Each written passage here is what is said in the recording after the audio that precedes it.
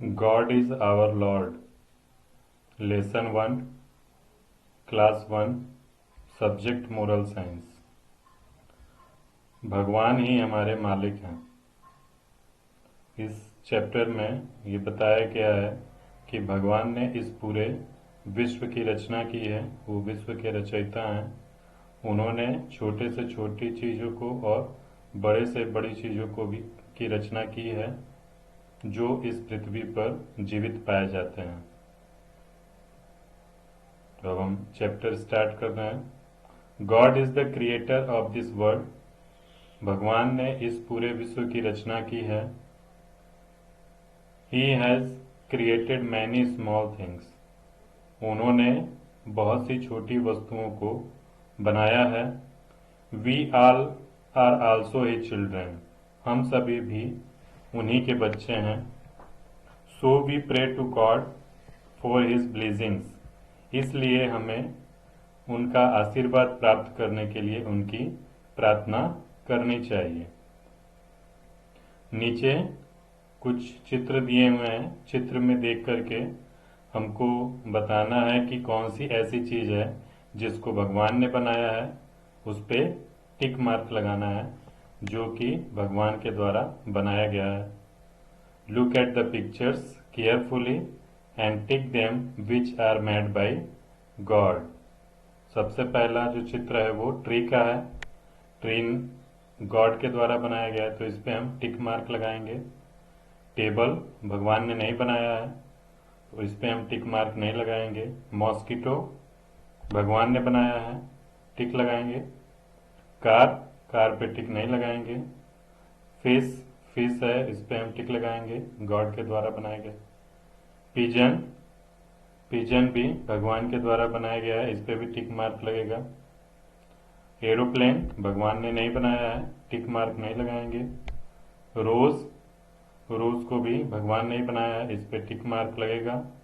Computer को भगवान ने नहीं बनाया है, टिक मार्क नहीं लगेगा। एलईडी स्क्रीन को भगवान ने नहीं बनाया है, इस पे भी टिक मार्क नहीं लगेगा। ह्यूमन भगवान ने बनाया है तो टिक मार्क लगेगा।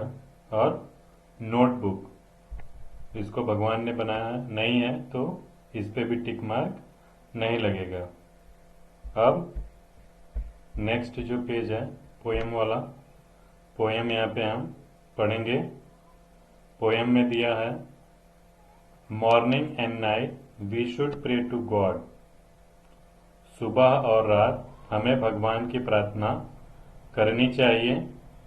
ही is almighty, he is our Lord.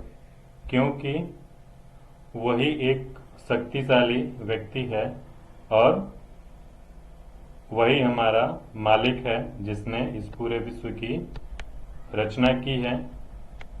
God made the sun, he made the moon. भगवान ने ही सूर्य बनाया है, उन्होंने ही चंद्रमा बनाया है।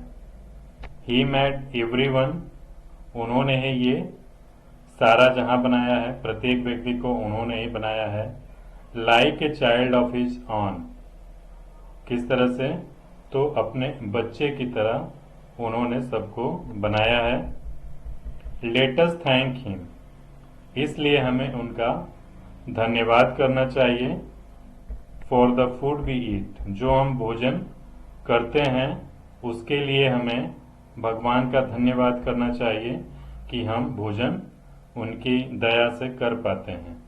Never displease him with evil deeds, और